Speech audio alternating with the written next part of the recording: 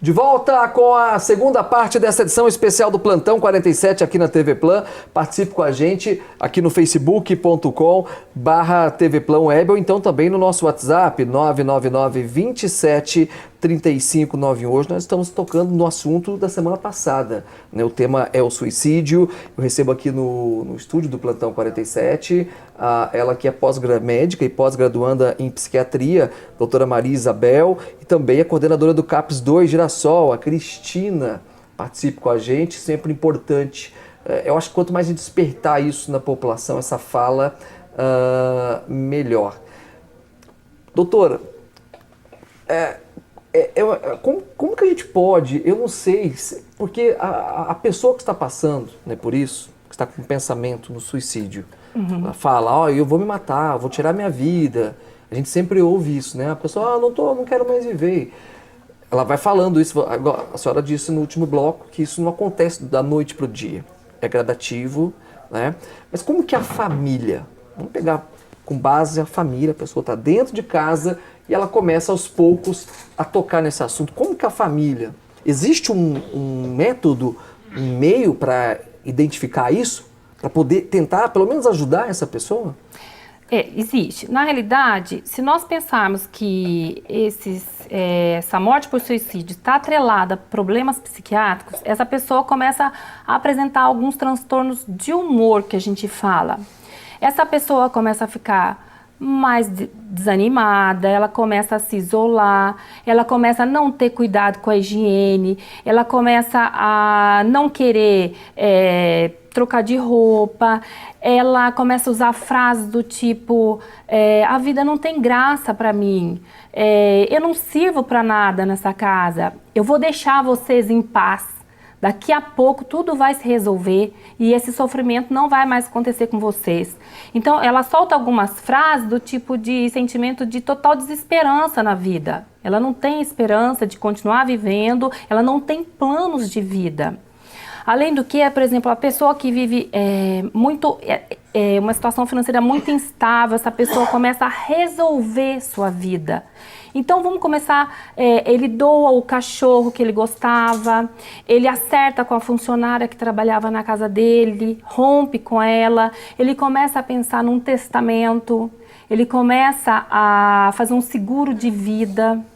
Então ela começa a dar alguns sinais que dificilmente as pessoas prestam atenção. Eles acham que ele está triste porque ele está depressivo, ele está sem querer tomar banho porque não tá querendo sair de casa.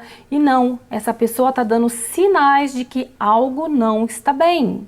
E ele muitas vezes não consegue falar diretamente. Ele consegue expressar através de frases soltas. Ou muitas vezes ele começa a falar sobre a morte, abordar o tema morte, como seria morrer, se isso dói, como essa passagem.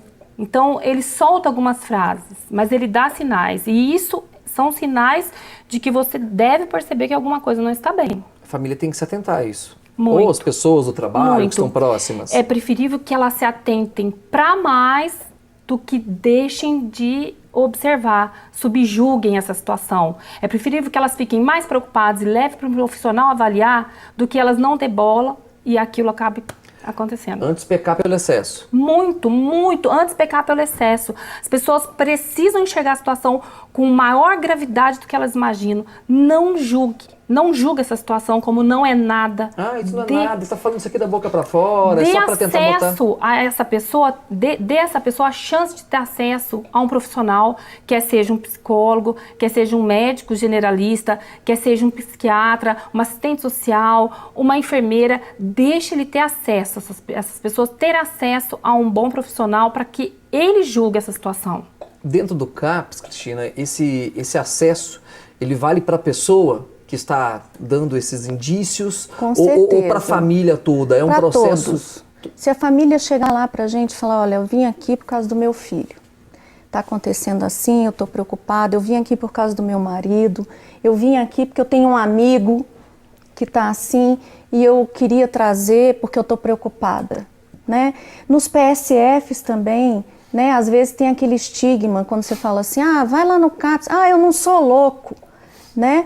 Tem o PSF, todo PSF tem um clínico, né? Tem casos de suicídio que a gente faz matriciamento, a equipe vai aos PSFs, todos. Todos. Acompanhar os casos de leve a moderado, que passam pelo CAPS, e de leve a moderado a gente referencia para o tratamento na comunidade, no PSF.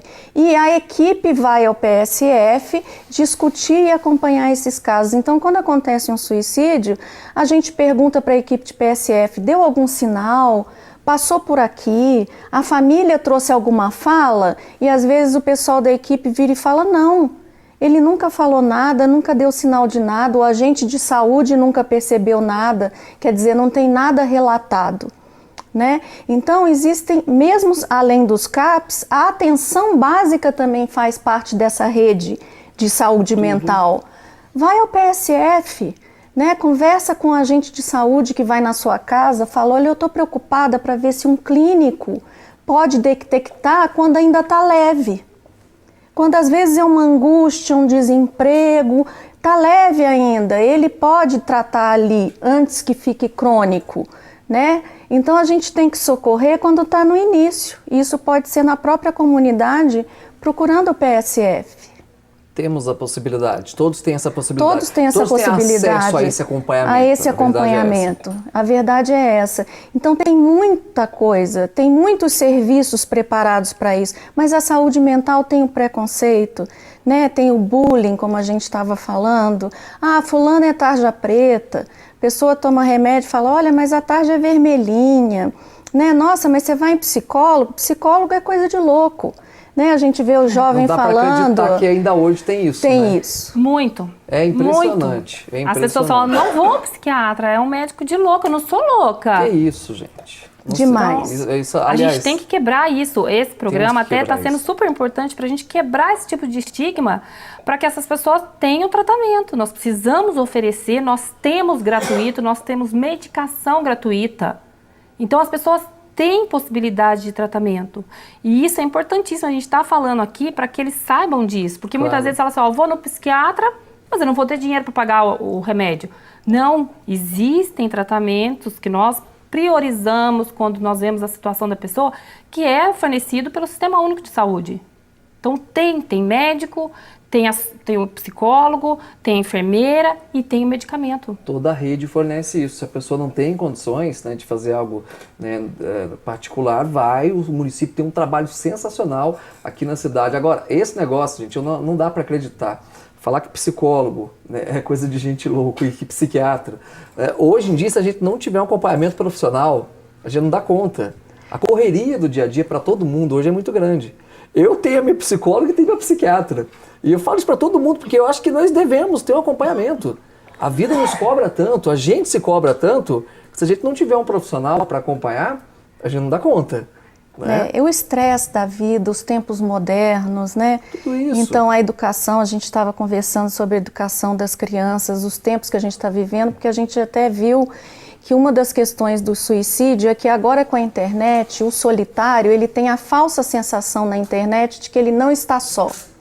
Ela é uma vilã nesse campo, a internet, para determinadas pessoas. E tem criado até vícios, né? Tem aquele jogo da baleia azul. Aí, isso também. Que é algo né? muito sério. As anorexias, né? Anorexia. As modas aí das meninas que tem que mostrar a costela, né? O estigma da mulher perfeita. Se você não é linda, se não é uma Gisele Bündchen, você não vai ser feliz, né? Então eles consomem tudo isso sem uma crítica, muito novos, às vezes você vê crianças pequenas com acesso à internet absorvendo numa formação muito cedo conceitos, né, que são internalizados e ali inculcados e que no final vai gerar neuroses, né, vai gerar manias. Traz uma decepção lá na frente, né, às vezes também. Não lidam com frustração, né? Eles não conseguem lidar com as adversidades. Então, eu vejo aquela modelo, eu vejo aquela youtuber hoje em dia que está muito em voga, né? e ela é linda, ela viaja a cada férias, cada mês de férias ela vai para um país, mas eu sou gordinha, eu sou de outra raça e eu não tenho situação financeira estável. Então ela não consegue lidar com essas adversidades, ela não consegue entender isso. E é onde começam as mutilações que a gente estava falando, os cuttings que elas estão fazendo muito. Então, professores, prestem atenção, aquela criança que começa a faltar a aula, começa no calor, usar blusa de manga comprida, não mostrar os braços, é uma criança que está precisando de atenção, de chamar para uma conversa, de olhar no braço dessa criança e ver, será que ela não está precisando de uma ajuda? Doutor, explica direitinho. O braço é por causa da mutilação? As mutilações geralmente elas fazem nos braços. Então elas começam a usar moletom no inverno. Já para tampar da família ali. Isso. Elas começam a usar moletom para que as pessoas não percebam os cortes no braço. Então, aquela criança que não tira a blusa de frio mesmo no verão, presta atenção, essa criança precisa de ser chamada para uma conversa para avaliar melhor como é que ela tá. E importante, não é só crianças de baixa renda, alta renda, crianças que frequentam as escolas mais tradicionais também apresentam. Então preste atenção. Todas as classes sociais? Todas. Não existe classe social. Você não tem. É lógico que há uma maior incidência em classes sociais, mas com menor poder aquisitivo, mas também acontece na classe social alta. Também acontece. Filhos de médicos, psicólogos, engenheiros. Casa de Ferreiro, espeto de pau. Casa de ferreiro, espeto de pau, né? E às vezes, realmente, às vezes até um médico, não é porque ele é médico que ele percebe os sinais. Né? Eu tô com agora o caso do rapaz, o pai é médico, o avô também, tudo, e ninguém nunca percebeu sinal nenhum. A hora que ele começou, que ele psicotizou mesmo e que ele começou a dar sintomas assim, bem já, né, do transtorno e tal, eles não sabiam o que fazer porque nunca tinham percebido nada, né? E continuam não sabendo, quer dizer, não é porque você é médico que você sabe lidar com aquela doença, né? Precisa do especialista, precisa das pessoas que lidam na área e que compreendem e que minimizam a angústia.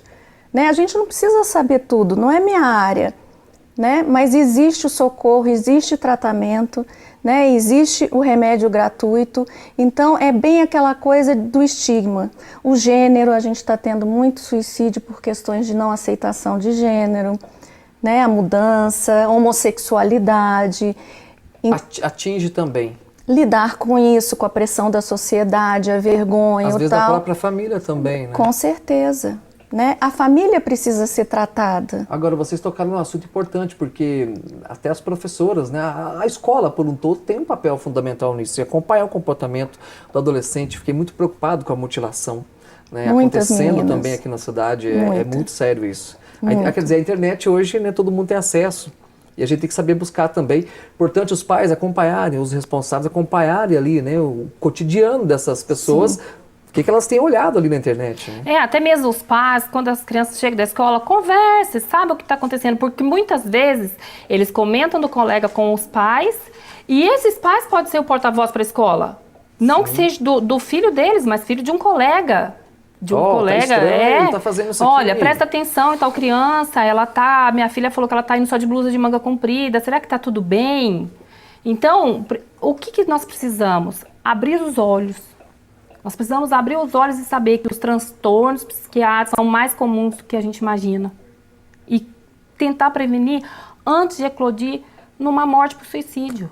Isso mudou, doutora, de uns tempos para cá? Ou é igual a 10, 15 anos atrás? Não, eu acho que mudou. Mudou. Em meados do século XX, acho que segundo meados do século XX, é que realmente o suicídio se tornou um problema de saúde pública por ele estar atrelado a transtornos psiquiátricos e o aumento do número de casos. Desde então, o governo vem vindo com várias ações para que a gente se comprometa a reduzir esse número de suicídios até 2020 e que nós forneçamos material para a população em geral e números demográficos. Então, eu acho que com isso, os transtornos psiquiátricos começaram a ser mais falados, a ser mais demonstrados.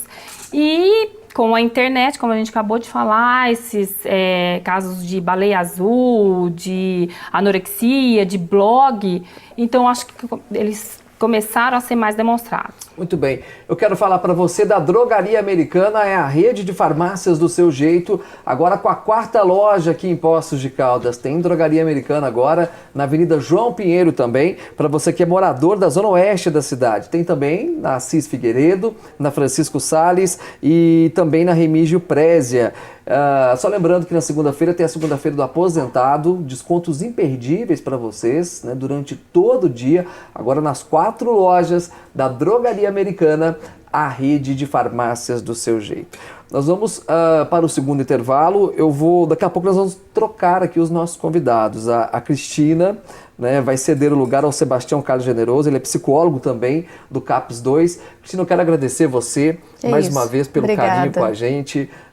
Eu acho que é sempre importante, né, a gente debater esse assunto, mostrar que o nosso município tem esse trabalho também e que as pessoas não tenham medo, né, de procurar ajuda, de contar que algo está acontecendo, de que tem algo de errado com uma pessoa próxima, com um amigo, com um filho, enfim. A informação ela tem que seguir adiante e tem que fazer a diferença. E as pessoas não sabem, né, que existem os CAPs, que os PSFs fazem esse trabalho, que é tão fácil recorrer, está do lado da sua casa, que tem médico, tem remédio, tem apoio, tem terapia, tem internação, tem o que a pessoa precisar.